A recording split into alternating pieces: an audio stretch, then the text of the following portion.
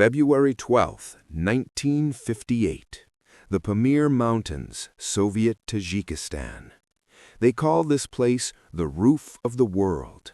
At 6,000 meters above sea level, the air is so thin that a man has to fight for every breath, and the temperature drops low enough to freeze exposed skin in seconds. It is a place where humans do not belong. But the Soviet Union did not care about what belonged. They cared about control. In a small, wind-battered base camp nestled on a lower glacier, a young radio operator named Sergeant Petrov was sweating despite the freezing cold.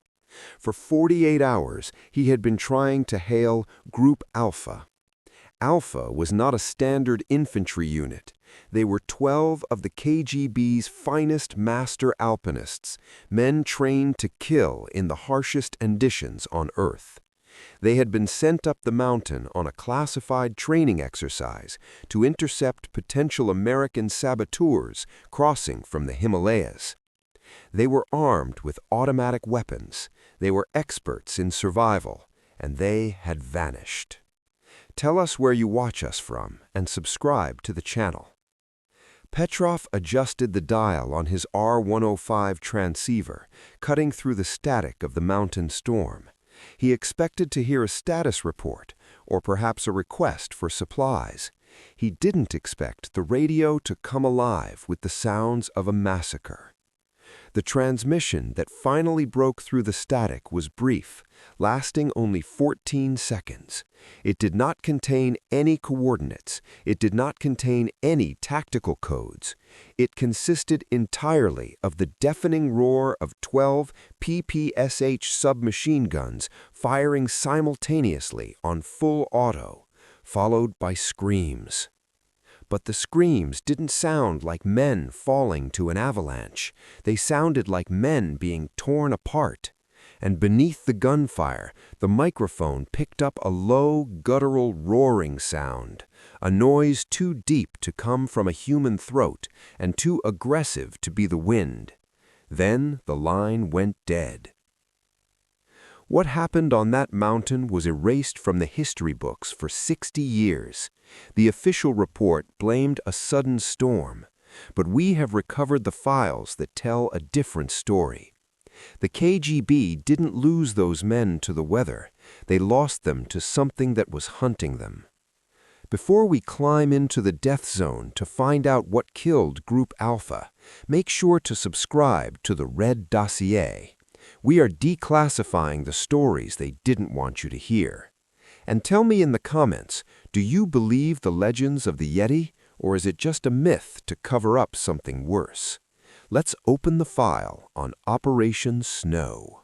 To understand the horror of that night, you must first understand the paranoia of the time. It was 1958. The Cold War was not just fought in Berlin or Cuba. It was fought in the blind spots of the world map.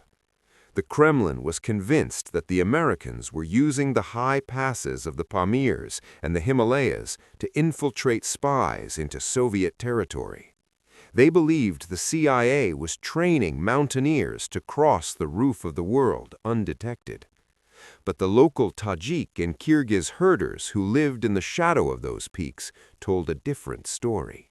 For generations, they warned of the Golub-Yavan, or the wild man. They spoke of tall, hairy figures that watched from the ridges, creatures that moved with unnatural speed and possessed strength enough to crush a yak's spine. They warned the Soviet officers, "Do not go into the high valley. It does not belong to people." The atheistic commanders in Moscow laughed at these superstitions. In their eyes, a wild man was simply an American commando in a ghillie suit. Group Alpha had been deployed to prove this theory. Their orders were to intercept these saboteurs and secure the border. They were the hunters. But after the radio went dead, it became clear that the food chain had reversed. 12 hours after the silence began, a second helicopter lifted off from the Dushanbe Air Base. Inside sat Platoon 3 of the GRU Spetsnaz, Military Intelligence Special Forces. Unlike the KGB alpinists who were trained for stealth and climbing, these men were trained for assault. Leading them was Captain Volkov, a man who had survived the slaughter of World War II and had no patience for myths. His briefing was simple and cold. Group Alpha has been compromised. We believe they engaged in enemy patrol. Your objective is to secure the site. If you find Americans, take them alive. If you find bodies, recover the mission logs. Nothing is to be left on the mountain. As the heavy Mi-4 helicopter churned through the blizzard, climbing toward the extraction point, the soldiers checked their weapons. They expected a firefight with foreign spies. They had no idea that they were flying into a slaughterhouse where bullets would solve nothing. The mountain was waiting for them. The Spetsnaz team rappelled from the hovering helicopter onto the saddle of the mountain. At 6,000 meters, the air was thin and sharp as broken glass. The rotor blades kicked up a blinding cloud of snow, but as the machine pulled away, a terrifying silence descended on the ridge. Captain Volkov signaled his men to advance. They moved in a tactical wedge formation, rifles raised, expecting an ambush from American snipers. But there were no snipers. There was only the devastation of the Alpha campsite. It was a frozen crime scene, frozen in time. The first thing Volkov noticed was the tents. They hadn't been buried by an avalanche or blown away by the wind. They had been shredded. The heavy canvas, designed to withstand Arctic gales, hung in ribbons from the poles. Volkov knelt by the nearest tent. He ran a gloved hand along a massive tear in the fabric. It wasn't cut by a knife. It was torn by brute force, ripped open from the outside as if it were tissue paper. "Clear!" shouted a sergeant from the center of the camp. "No survivors, no bodies." The ground was littered with brass casings, hundreds of them. It looked like a war had been fought in this 10-meter circle. In the snow, Volkov found a PPSH submachine gun frozen into the ice. The action was jammed open, the drum magazine completely empty. Nearby lay a Tokarev pistol, its slide locked back. These men hadn't been surprised in their sleep. They had stood their ground and fired until their weapons clicked dry. But where were they?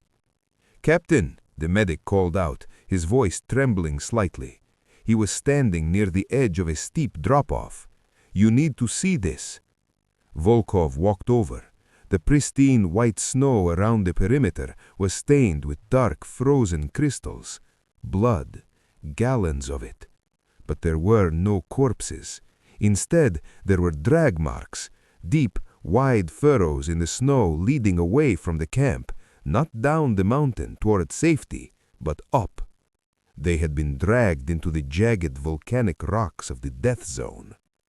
Volkov looked at the blood trails. He looked at the shredded tents, and for the first time, the veteran soldier felt a chill that had nothing to do with the temperature.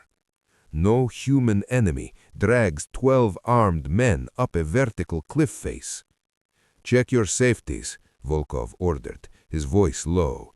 "We are not hunting spies." The trail of blood led them 500 meters up into a labyrinth of jagged black rocks where the wind howled like a dying animal.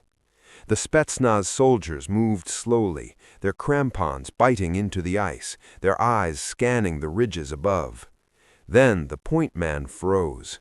He raised a fist, signaling a halt. He didn't speak over the radio. He simply pointed a trembling finger toward a narrow fissure in the cliff face about 30 feet above them. Something was wedged inside the crack. It was wearing the tattered remains of a white winter camouflage suit. It took them 20 minutes to climb up to the body. It was Lieutenant Morozov, the commander of the missing Alpha group. He was a large man, a Sambo wrestling champion known for his toughness. But as Captain Volkov pulled himself onto the ledge, he saw that Lieutenant Morozov had been broken like a dry twig. The corpse was horrific. Morozov hadn't been shot, he hadn't been stabbed. His chest cavity was caved in, flattened by an impact so severe it had shattered his ribcage and driven the bone fragments into his lungs. His limbs were twisted at impossible, unnatural angles. Volkov leaned in close, ignoring the bile rising in his throat. He needed to know what weapon could do this. A fall from a helicopter? A rock slide? Then he saw the lieutenant's right hand. It was frozen into a tight rigor mortis fist, clutched against his chest as if holding on to a lifeline. Volkov took out his combat knife and pried the frozen fingers open, one by one. Morozov wasn't holding a weapon. He was holding a clump of thick, coarse hair. It was long, wiry, and grayish-white, matted with dried blood. Volkov held it up to the fading light. It wasn't the fur of a snow leopard. It wasn't the fur of a bear. It felt oily, and it smelled of a pungent, musky rot that made the soldiers gag even through their scarves. "Captain," the medic whispered, looking at the crushed body. "A man didn't do this. A man couldn't do this." Volkov looked at the hair, then up at the darkening peaks looming above them. He realized then that the camp below wasn't a battlefield. It was a feeding trough, and they had just walked into the pantry. Captain Volkov pocketed the sample of gray fur. He knew what it was, even if he didn't want to admit it. In 1958, the Soviet Academy of Sciences had a secret department known as the Commission for the Study of the Snowman. For years, biologists had been gathering reports from the Pamirs and the Caucasus about a relict hominid, a surviving branch of the human family tree that had retreated into the most hostile environments on Earth. The official line was that they were seeking a scientific breakthrough. The unofficial whisper among the Spetsnaz was that the military wanted to know if these creatures could be weaponized. They were described as having the intelligence of a primitive human, but the strength of a gorilla and the night vision of a predator. As the sun dipped behind the jagged peaks, the temperature plummeted to 40 degrees below zero. The darkness in the mountains is absolute. It feels heavy, like a physical weight pressing against your eyes. Volkov ordered his men to establish a defensive perimeter on a flat rock shelf.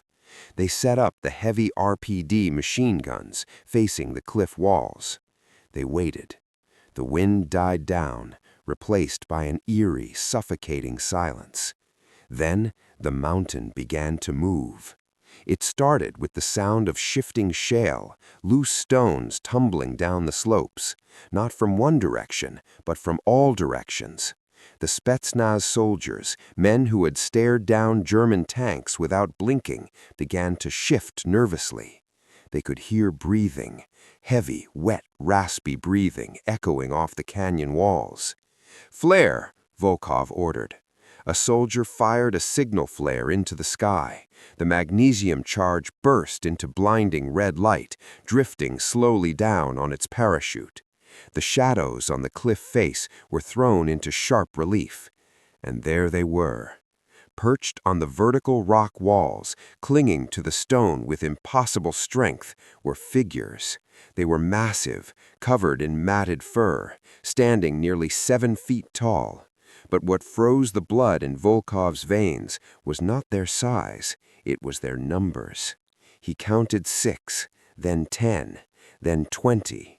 They weren't facing a solitary wandering beast. They had stumbled into a colony, a tribe, and looking into their eyes, deep-set, intelligent, and burning with hatred, Volkov realized the terrifying truth. These creatures hadn't just defended their territory against the first group. They had tasted meat, and now the rest of the pack had come for the second course. "Fire! Open fire!" Volkov screamed as the first shadow detached itself from the wall. The mountain erupted. 3 RPD machine guns opened up simultaneously, their tracers stitching lines of green fire across the darkness. The sound was deafening, a continuous thunder that shook the loose snow from the rocks. But the enemy did not fight like men.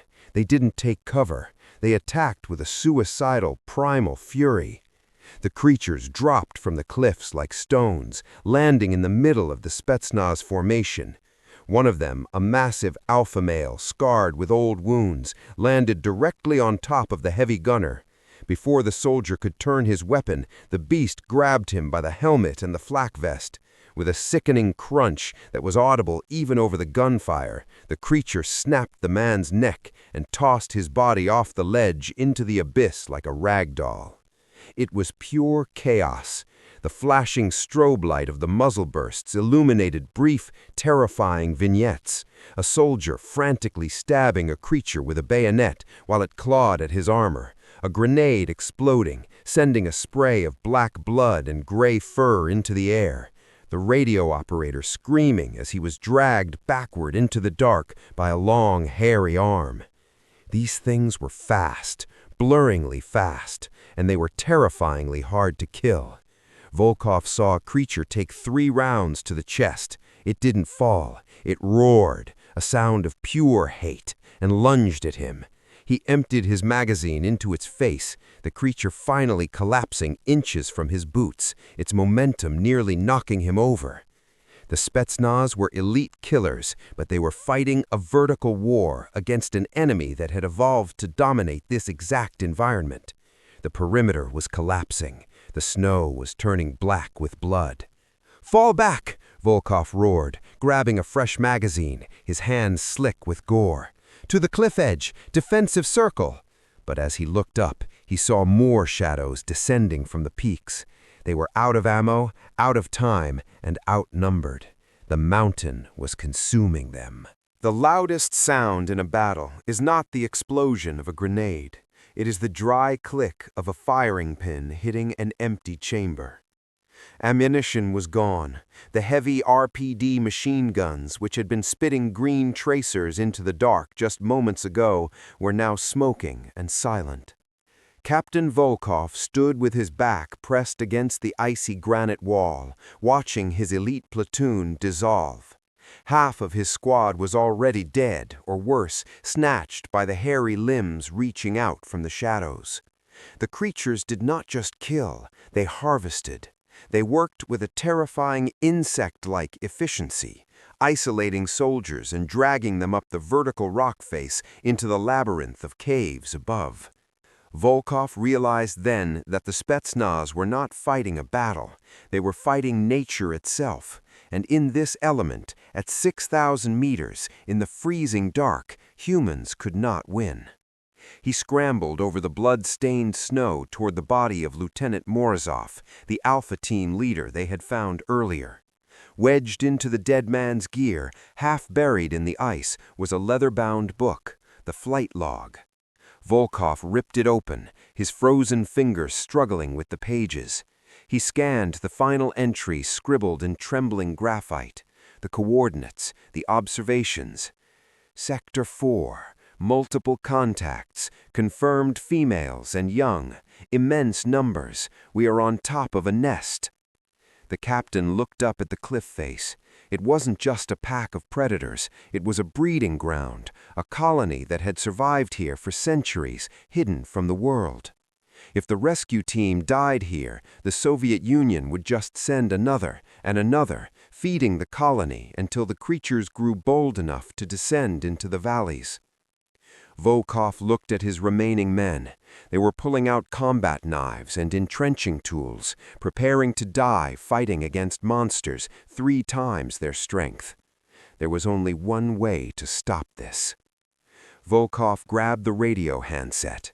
The operator was gone, dragged into the abyss, but the transceiver was still humming, its green power light blinking in the snow. "Base," Volkov said, his voice eerily calm amidst the screams of the dying. "This is Keter 1. Do you copy?" Static hissed, then a panicked voice from the border artillery post cut through. Keter 1, we hear you. Report status. Extraction birds are spinning up. Give us a green flare for landing zone. Volkov watched the alpha male of the pack step into the light of a dying flare. The beast snarled, exposing rows of yellow teeth. It knew the guns had stopped. Negative on extraction. Mission compromise is total. The enemy is non-human, and their numbers are critical. Captain, repeat, what is your status? Volkov took a breath of the thin, freezing air. I am declaring broken arrow. Silence on the line. Then, Captain, confirm? That code, that calls for a saturation strike on your position. Confirm, Volkov snapped. Fire for effect. High explosive. Level this grid square. Bury this entire cursed mountain. Nothing survives. Do you understand? Nothing leaves this mountain. Sir, your men. We are already dead, Lieutenant, Volkov whispered, locking eyes with the massive creature advancing on him. Fire. He dropped the handset. He didn't look back at the radio. He drew his knife, standing tall as the creature swarmed over the final defensive line. Far below, on the Tajik border, the heavy artillery cannons elevated their barrels toward the roof of the world. Volkov waited for the thunder. The first shell hit the ridge 30 seconds later. It didn't sound like an explosion. At this altitude, the air is too thin to carry the boom of impact. It sounded like the mountain itself was cracking open. The 152mm high explosive round slammed into the rock face just above the Spetsnaz perimeter, obliterating the ledge where the creatures were swarming. The flash turned the night into blinding noon. Rock, ice, and shrapnel vaporized the front line of the pack. But the artillery wasn't aiming for the monsters. It was aiming for the structural integrity of the glacier. The shock waves from the bombardment did exactly what Volkov knew they would do. They triggered the accumulated snow of 100 winters. High above the fight, the ice sheet groaned, buckled, and then let go. A white tsunami, millions of tons of heavy, compacted snow, roared down the mountainside. Captain Volkov didn't fire his weapon again. He simply watched the wall of white descend. The last thing he saw wasn't the artillery fire, but the look of confusion in the eyes of the alpha creature as the world collapsed on top of them both. In seconds, the campsite, the bodies of Group Alpha, the Spetsnaz rescue team, and the entire colony of wild men were buried under 300 feet of ice. Operation Snow was over. The silence returned to the roof of the world. Moscow, February 1958. The file on Captain Volkov's desk was stamped top secret. It was never opened again. The official statement released to the families was short and tragic. It claimed that both the climbing team and the rescue unit had perished in a, quote, sudden catastrophic avalanche during a high-altitude training exercise. No bodies could be recovered due to the hazardous conditions. The soldiers were posthumously awarded medals for bravery in the face of nature. The, quote, Commission for the Study of the Snowman, unquote, was quietly disbanded a month later. The coordinates of that valley were marked as a permanent no-fly zone on Soviet military maps. The secret remained buried under the ice for 33 years. The Pamir Mountains, 1991. Months after the collapse of the Soviet Union, the borders opened. A group of Western trekkers was exploring the lower glaciers of the region, miles downriver from the original site. Sticking out of the thawing mud at the edge of a meltwater stream, they found a boot. It was a heavy, military-issue Soviet boot, preserved by the cold. Inside, they found a foot. But when forensic pathologists examined the remains, they found something that didn't fit the official story of an avalanche. The tibia bone had been snapped, but not by the pressure of snow. It was covered in deep, serrated grooves, gnaw marks. The bite radius was too large for a wolf. The jaw pressure required to crush the bone was too great for a bear. The markings matched no known animal in the zoological record. The mountain kept its secret, but the ice eventually gives back what it takes. And whatever was up there in 1958, it might still be hungry. Was this a lost species of hominid protecting its home, or a Soviet genetic experiment gone wrong? If you want to uncover more declassified secrets from the dark side of history, make sure to subscribe to the Red Dossier and hit the bell icon so you never miss a file drop. And tell us in the comments below, do you believe the Yeti is real, or is it just a myth to cover up something worse? We'll see you in the next dossier.